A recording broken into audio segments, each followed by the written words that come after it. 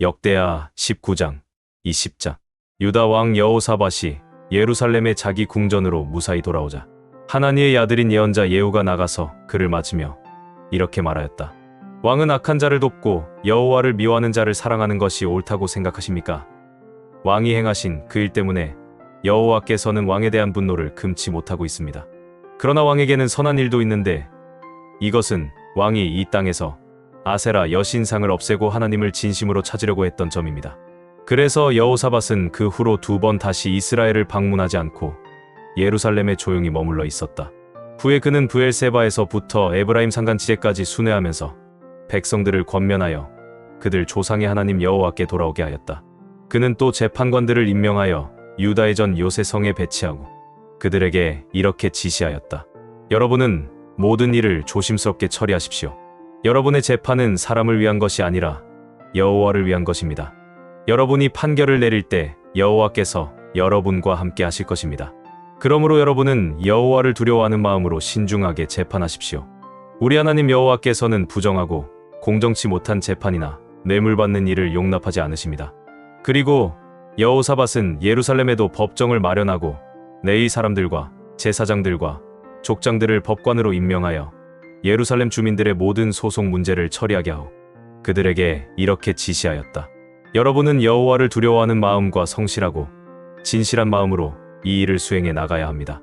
만일 어떤 성에 사는 여러분의 동족이 살인 사건이나 그 밖의 율법과 어떤 규정을 어긴 문제로 법정에 나오면 여러분은 그들에게 경고하여 여호와께 범죄하는 일이 없도록 하십시오. 그렇지 않으면 여러분과 여러분의 동족이 다 같이 여호와의 노여우심을 사게 될 것입니다. 그러나 이 일을 잘 수행하면 여러분에게는 아무 죄가 없을 것입니다. 그리고 여호와께 관한 일체의 종교 문제는 대제사장 아마랴가 최종 결정을 내리고 민사 문제의 최종 결정권은 유다 지파의 지도자인 이스마엘의 아들 스바다가 가지게 될 것이며 레위 사람들은 여러분의 업무를 도와주는 사무관이 될 것입니다. 여러분은 과감하게 이 일을 수행하십시오. 여호와께서 정직한 자와 함께 하시기를 바랍니다. 그 후에 모압 사람과 암몬 사람이 일부 마온 사람들과 함께 와서 유다를 침략하였다. 그러자 어떤 사람들이 여호사밧에게 와서 이렇게 보고하였다. 엄청난 대군이 왕을 치려고 사해 건너편 에돔에서 와서 엔게디라고도 부르는 하사손다마를 이미 점령하였습니다. 여호사밧은 이 보고를 받고 두려워서 여호와에 물어보기로 결심하고 모든 유다 백성에게 금식 선포령을 내렸다. 그러자 백성들은 여호와께 도움을 구하려고 전국 각처에서 예루살렘으로 모여들었다. 백성들이 성전 셋들이 모였을 때 여호사밧 왕은 군중 가운데서 이렇게 기도하였다. 우리 조상의 하나님 여호와여, 주는 하늘에서 세상 모든 나라를 다스리는 하나님이 아니십니까? 주에게는 힘과 능력이 있으므로 아무도 주를 당해 낼 자가 없습니다. 우리 하나님이시여, 주는 이스라엘 백성 앞에서 이 땅의 원주민을 쫓아내시고 주의 친구인 아브라함의 후손들에게 이 땅을 영원히 주시지 않았습니까? 그들은 이 땅에 정착해 살면서 주를 위해 이 성전을 짓고 이렇게 말하였습니다. 만일 전쟁이나 전염병이나 기근과 같은 재앙이 우리에게 닥쳤을 때 우리가 이 성전 앞에서 주께 부르짖으면 주께서는 우리의 기도를 들으시고 우리를 구해 주실 것이다. 여호와여, 지금 암몬 사람과 모압 사람과 에돔 사람들이 우리를 공격해 오고 있습니다. 옛날 우리 조상들이 이집트에서 나올 때 주께서는 그들의 땅에 들어가는 것을 허락해 주시지 않았습니다.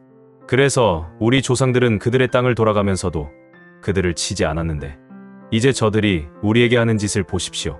저들은 주께서 우리에게 주신 땅에서 우리를 쫓아내려고 왔습니다. 우리 하나님이시여, 저들을 그냥 두시겠습니까? 우리를 치러 오는 이 엄청난 대군을 막아낼 힘이 우리에게는 없습니다. 우리는 어떻게 해야 좋을지 몰라 주만 바라보고 있습니다. 유다 사람들이 부녀자와 어린아이들까지 모두 여호와 앞에 섰을 때 여호와의 성령께서 군중 가운데 선 레위 사람 야하시엘을 감동시키셨는데 그는 아삽 집안의 후손으로 마따냐의 현손이며 여이엘의 증손이요 그나야의 손자이며 스가랴의 아들이었다. 그러자 야하시엘이 이렇게 외쳤다. 유다와 예루살렘의 모든 백성들이여, 그리고 여호사밧 왕이시여, 여호와께서 하시는 말씀을 들으십시오. 너희는 이 대군 때문에 두려워하거나 낙심하지 말아라. 이 전쟁은 너희 전쟁이 아니라 나 여호와의 전쟁이다. 내일 너희는 그들 맞은편으로 내려가거라. 그들이 시스 고개로 올라올 때 너희는 여루엘 광야로 트인 계곡 어귀에서 그들을 만나게 될 것이다. 그러나 너희는 싸울 필요가 없다. 각자 자기 위치를 정하고 서서 나 여호와가 어떻게 너희를 구원하는지 보아라.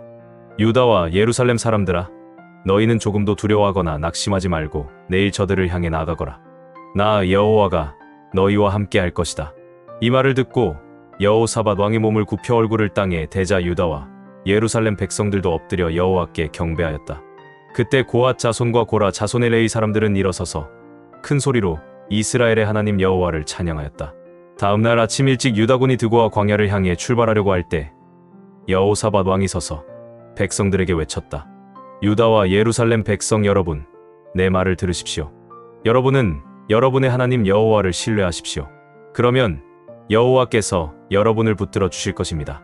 여러분은 또 그의 예언자들을 신뢰하십시오. 그러면 여러분이 승리할 것입니다. 여호사밧은 백성들과 의논한 후에 찬양대를 조직하여 거룩한 예복을 입히고 그들을 진군하는 부대 선두에 세워 이렇게 찬양하도록 하였다. 여호와께 감사하라. 그의 사랑은 영원하다. 찬양대가 찬송을 부르자 여호와께서는 침략군들에게 혼란을 일으켜 자기들끼리 서로 치게 하셨다. 이때 암몬 사람과 모압 사람들이 에돔 사람을 쳐서 그들을 완전히 죽이고 다음은 암몬 사람과 모압 사람들끼리 싸움이 붙어 서로 치고 죽였다. 유다 사람들이 광야가 내려다 보이는 곳에 이르러 적군이 있는 쪽을 바라다 보았을 때 죽은 시체만 땅에 엎드러져 있었고 살아남은 자는 하나도 없었다. 그래서 여호사밧 왕과 그의 백성들은 그리로 가서 시체를 샅샅이 뒤져 금품과 의복과 그 밖에 전리품을 거둬들였는데 물건이 가져갈 수 없을 정도로 너무 많아서 그것을 거둬들이는데 3일이나 걸렸다. 전리품을 약탈한 지 4일째가 되는 날에 그들은 브라가 골짜기에 모여 여호와를 찬양하였다. 그래서 오늘날까지도 그곳 이름이 찬송의 골짜기로 불려지고 있다.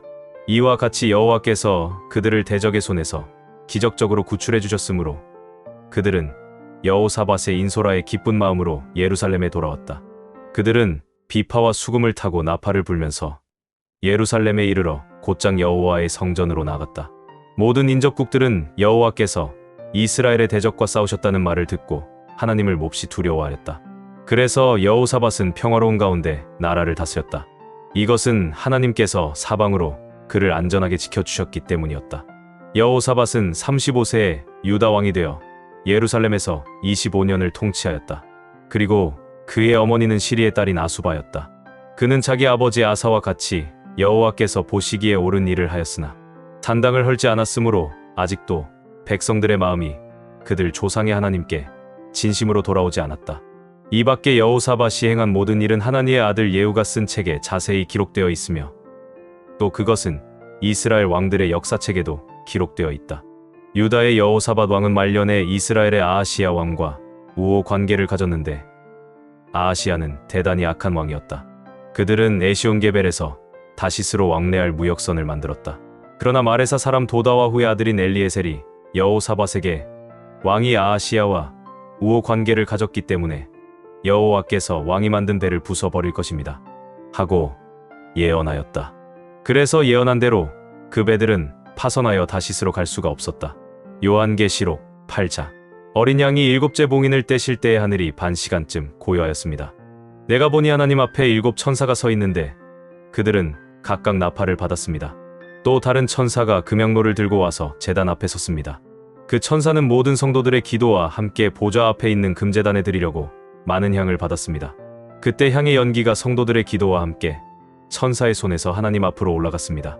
그리고 천사가 향로를 가지고 와서 제단의 불을 가득 담아 땅에 던지자 천둥과 번개가 치며 지진과 요란한 소리가 났습니다.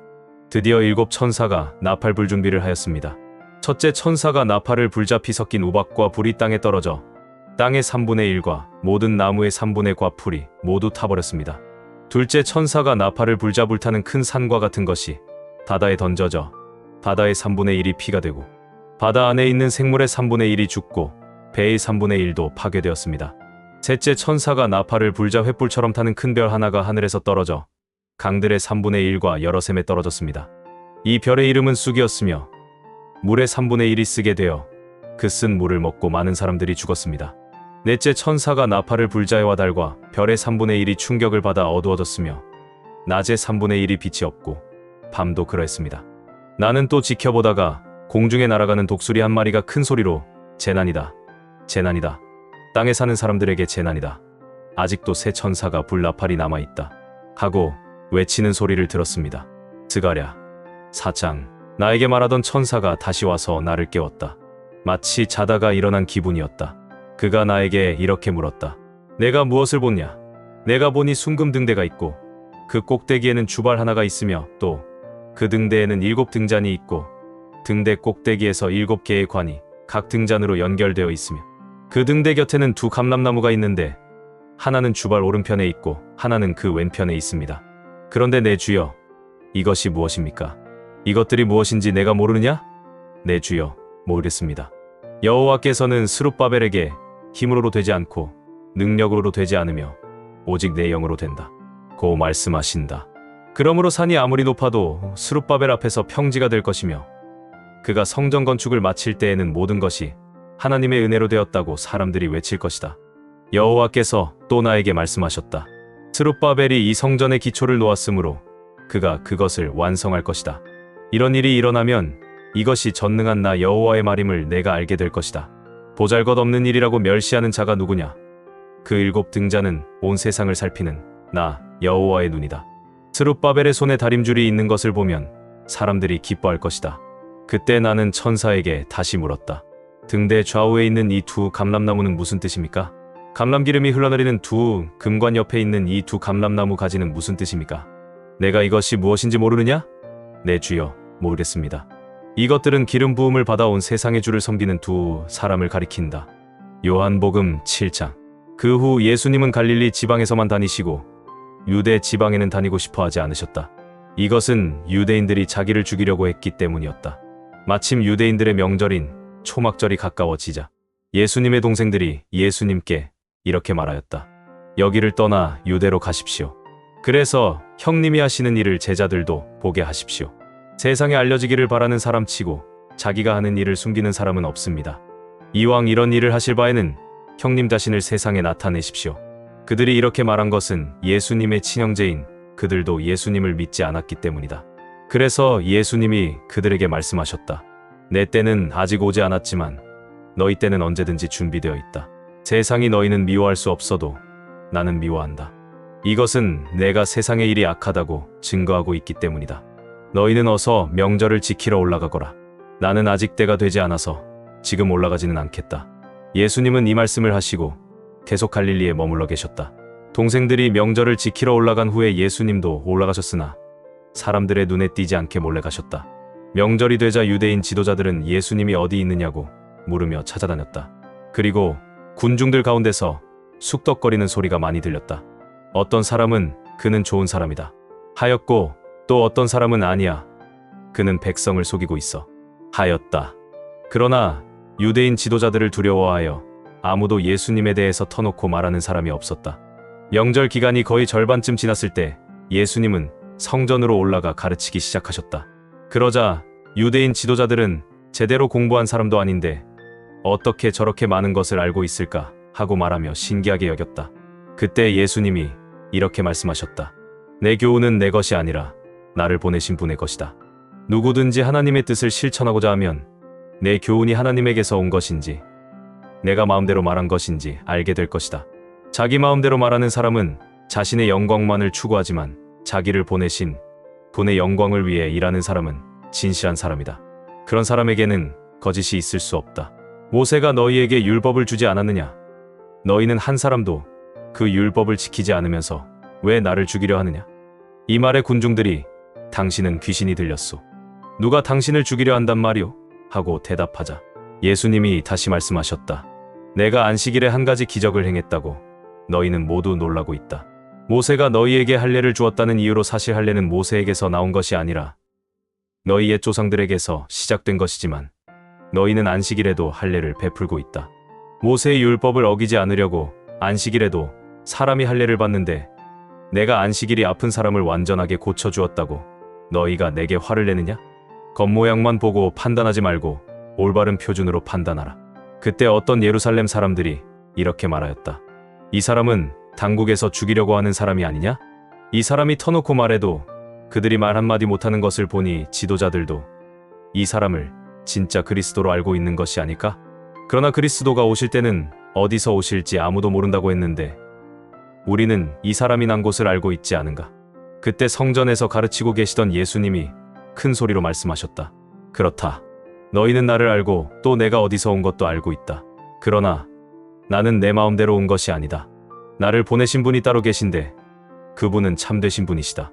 너희는 그분을 모르지만 나는 알고 있다. 이것은 내가 그분에게서 왔고 그분은 나를 보내셨기 때문이다.